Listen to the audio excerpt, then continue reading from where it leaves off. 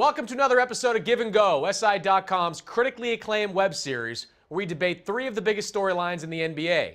Today is a special all Oklahoma City episode where we examine the Thunder's immediate future without Durant, its long-term future with Russell Westbrook, and if the two stars will ever win a championship together. Joining me is a man who never met a Marriott point he didn't like, SI senior writer Lee Jenkins. How you doing, Lee? Good, Chris. How are you? I'm good. All right, let's jump right in. Topic number one. We now know that Kevin Durant is done for the season, and he won't be back in the Thunder lineup for at least 4 to 6 months.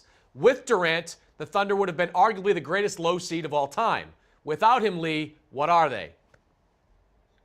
I think they're one and out, Chris. There's not a lot of room for them to move up to that 7 seed, which so many teams in the West are targeting.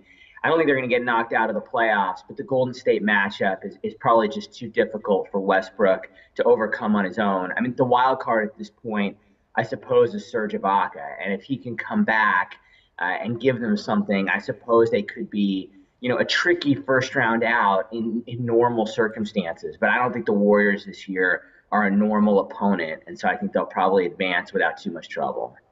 Yeah, with Durant, I could have seen that team going all the way from number 8 seed to winning a championship. I mean, I thought the Cantor addition was brilliant for them. It's been fantastic, giving them a low post presence that they need coming off the bench. Ibaka coming back. I mean, they had all the pieces to win. Without him, I think you're right. Most likely they are a one and done, especially with that Golden State matchup. The one area for wiggle room I have is that if they can climb up into that number 7 seed, they're 3 games back right now of Dallas. It seems unlikely at the moment, but the way Dallas is playing, maybe they can climb up. Maybe they get a first-round matchup with a Memphis team that hasn't been playing very well. And in that particular matchup, possibly I could open the door for them winning it. But I do think you're right. If they go end up in that 8 seed, the way Golden State's playing right now, they're just too good.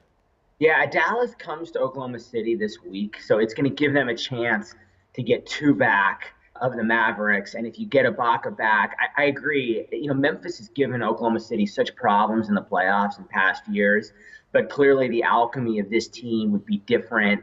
That Tony Allen-Durant matchup wouldn't be as big of a factor. So it'd be interesting to see how that dynamic would shift now that Oklahoma City has just completely changed the way they play. Yeah, and I think Oklahoma City still has enough big guys up front to give the Memphis some problems in the paint, but it's an uphill battle, no question. All right, topic number 2. While we are all geared up for Durant's free agency in 2016, Westbrook is a year behind him. Lee, Westbrook has looked very, very good in a leading role the last couple of months. Do you think, like James Harden before him, Russell will seek a full-time leading role if Durant winds up re-signing? So I'm torn on that, Chris. I think basketball-wise, I think there are parts of him that are enjoying this. They're enjoying this kind of stage, an opportunity to showcase his skills. He's not being nitpicked in the way he has been in the past, in the way he probably always will be playing alongside Durant. But then there are other parts of him that are probably seeing that it's just hard to win this way, and it's going to be hard to win in the playoffs. And he's also going to have to shoulder some of those face of the franchise responsibilities with folks like us that he's not necessarily too enamored with all the time. So I think that there are probably pros and cons for him. I was in Oklahoma City last week and I was having this conversation with somebody. What would you rate more likely? They both stay, they both leave, Durant stays and Westbrook leaves, or Westbrook stays and Durant leaves? And I don't even know where to start with that. I mean, I feel like it's 25% each way. I don't know that there's a way to read the tea leaves and say that one is more likely than the other at this point to stay or to go, or they both stay or they both go. Yeah, I mean, I think that Durant is the most likely to stay just because I think Durant realizes what you said, maybe a little more than Westbrook, that it does take a lot to win. And being in Oklahoma City, playing for a team that, barring injury, they probably would have been in the finals virtually every single year in the last few years. I think Durant kind of recognizes that. Plus, there's that extra $40 million he can earn in a 5-year deal with the Thunder starting in 2016. I think that's going to weigh in as well. Westbrook, to me, is a little bit more of a wild card just because he is from the LA area. And if the Lakers remain the way they remain the next couple of years, they could have a lot of cap space to offer him and a position to offer him as a leading role guy in the next couple of years. I think Westbrook, to me, looms as a bigger challenge than Durant is. The one upside they have is that if Durant does re-sign for big money and the Thunder make it clear they're willing to pay Westbrook big money, they have a whole year of Kevin Durant trying to convince Russell Westbrook to stay there, and now 2 full years to try to win a championship with this group, which I think, if Durant comes back healthy, is not outside the realm of possibility.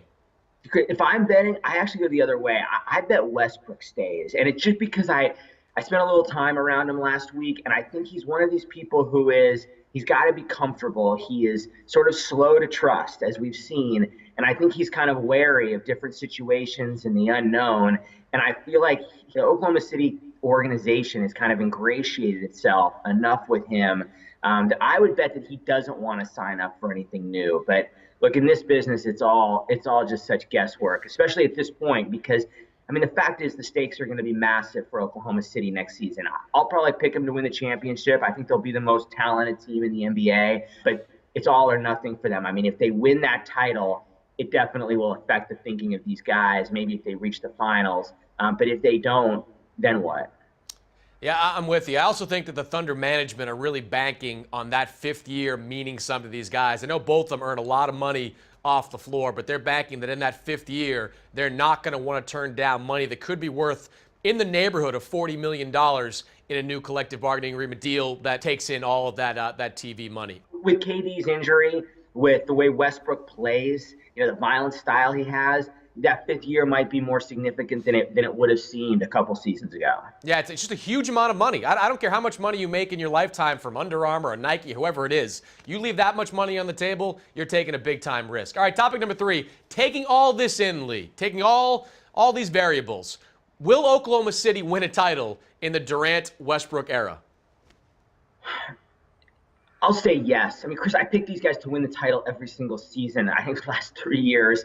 So I think they'll win one. I think they'll win it next year. I think this will probably be their best team before all these teams change with the 2016 free landscape. I think the wild card there is just going to be how good Golden State's getting, and the Cleveland will then be 2 years in. And if Cleveland continues to develop this way, they could run into another situation where they're getting LeBron in year 2 in the finals, with a team that he's comfortable with. But I do believe that they'll be the best team going into next season, most talented team, even though I'm sure the Warriors will have something to say about that. But with that Draymond Green situation, who really knows exactly how they'll look either.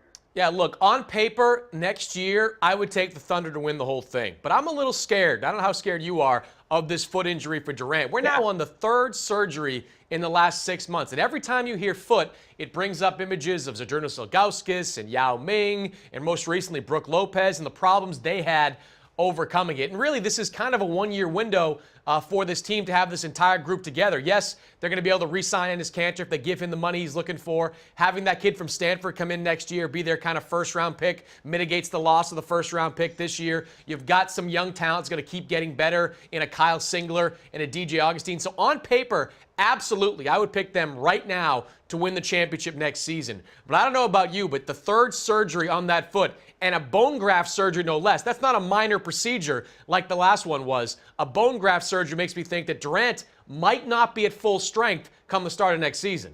No, I think that's true. And they could be playing from behind again. And the fact is that they now are like a little like Golden State was a couple years ago, where the injury caveat is just going to hang over them. And the way Westbrook plays, there's always going to be risk there. I mean, it's a risky way to play, not unlike his buddy Derrick Rose's style. And so I just think there are always going to be some of these questions about their health. If they can stay healthy, are they the best team in the NBA, most talented team? I still think they are.